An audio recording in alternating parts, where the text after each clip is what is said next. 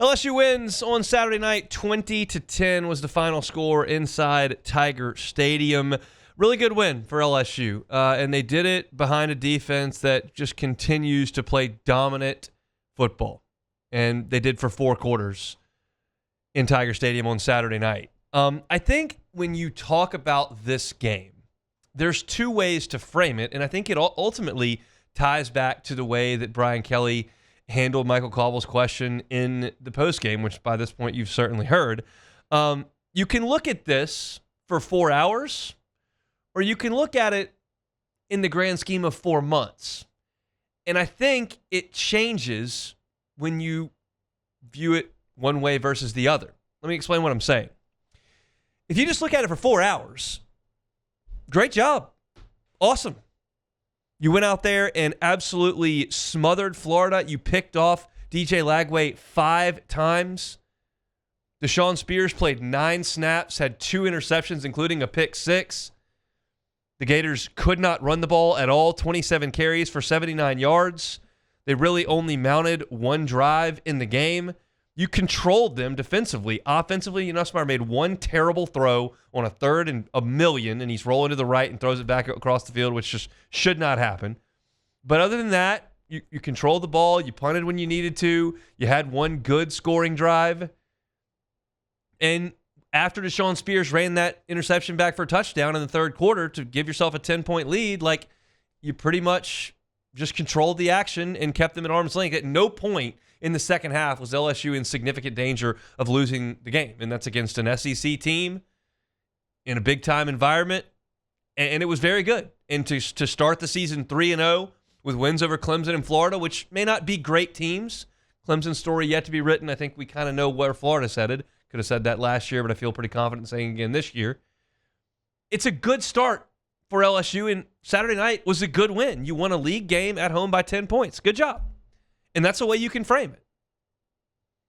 If you want to look at it in the context, though, of 4 months, and you want to look at it in terms of competing for championships, well, then you've got to talk about the sustainability of what you're doing, right?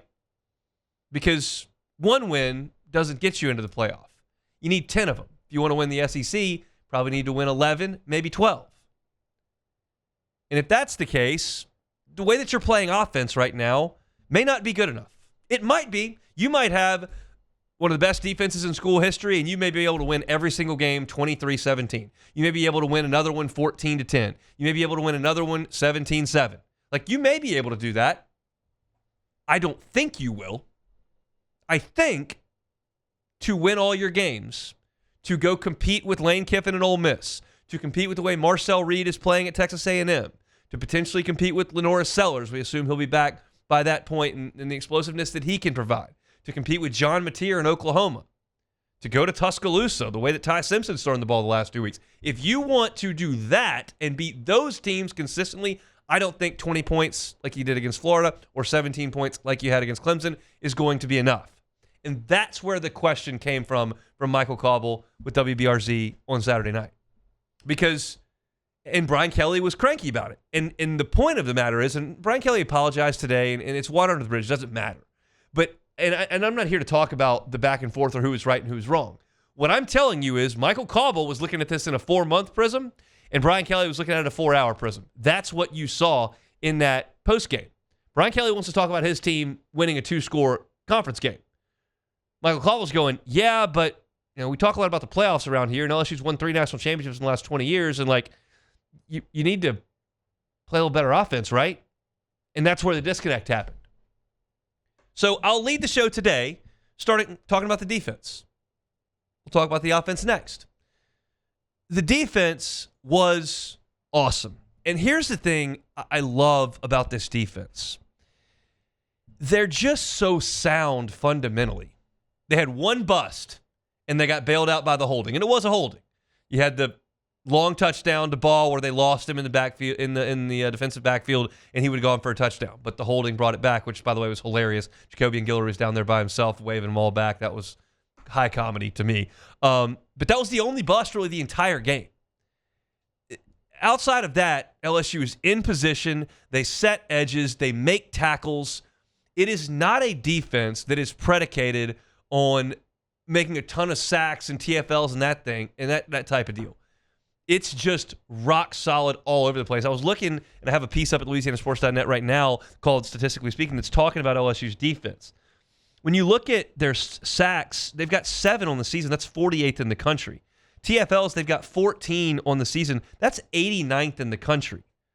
When you look at what they do everywhere else, 11th in the country in scoring defense, 5th in the country in run defense, 11th in the country in yards per carry allowed, 26th in the country in yards per attempt passing, 12th in the country in red zone defense. In terms of red zone attempts, teams have only gotten into the red zone against LSU 3 times in 3 games. They're 3rd in the country in that metric as well. They're 11th in the nation in 10-plus yard runs. They're 12th in the nation in 20-plus yard plays. Like, all these statistics, they're in the top 15 in the nation. They're not in terms of sacks and tackle for loss. It's not that type of defense.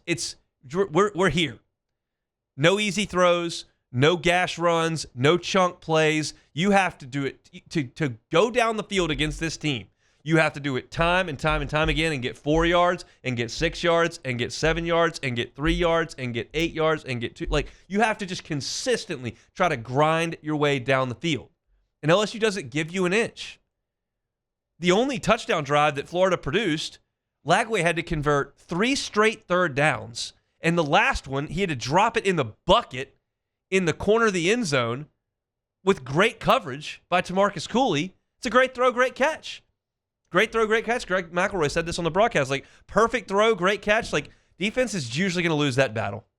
Like, every once in a while you're in, but I mean, if you make them make a perfect throw on a fade route to the back corner of the end zone as their most effective play on a drive, you've just about done all you can do as a defense.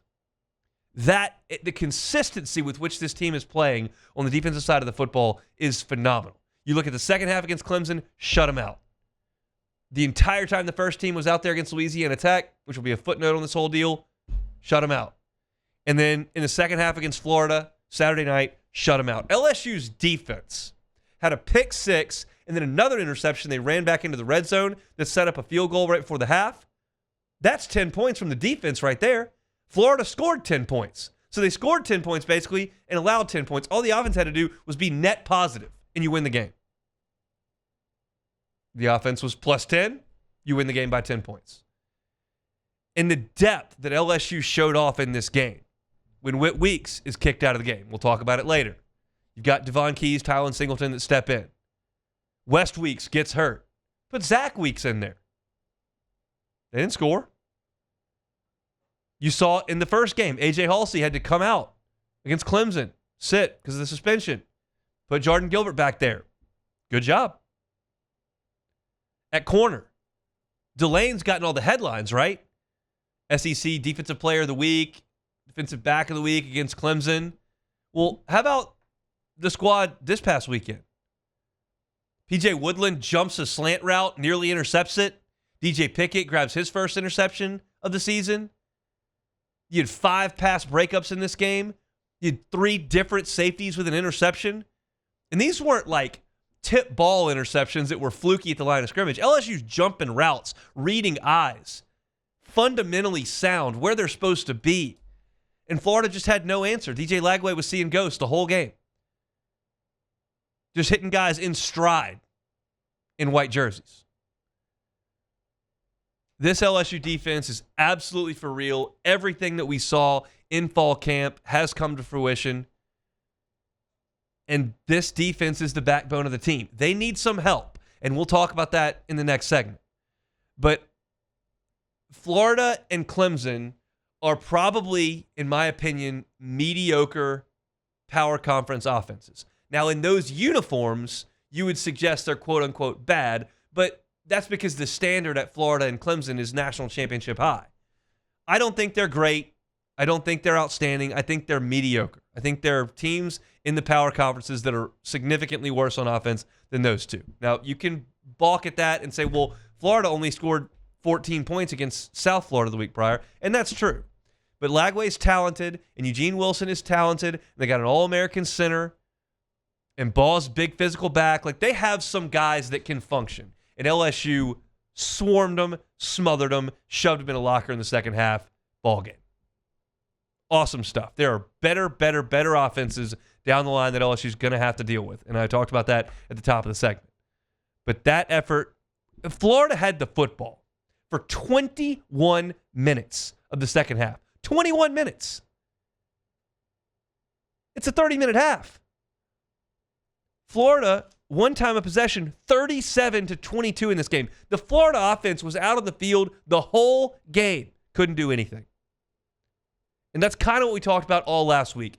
That defense, that stadium, that was going to be a tough assignment for DJ Lagway in his first road start and that Florida team with all the pressure they were dealing with entering that game. I thought LSU might struggle to get things going a little bit offensively. They did. I thought Florida would have a heck of a time trying to get things going against LSU, and they never got things started. One real drive of consequence for the Gators. 5 interceptions. Dominant effort by the defense. You win a game by 2 scores. That's great stuff. And for the course of that 4 hours, great win. Hey, thanks for watching Hunt on LSU. Before you get out of here, do us a couple of favors. Hit that like button, leave your comments below, and subscribe to the channel for all your Fighting Tiger football talk. See you next time.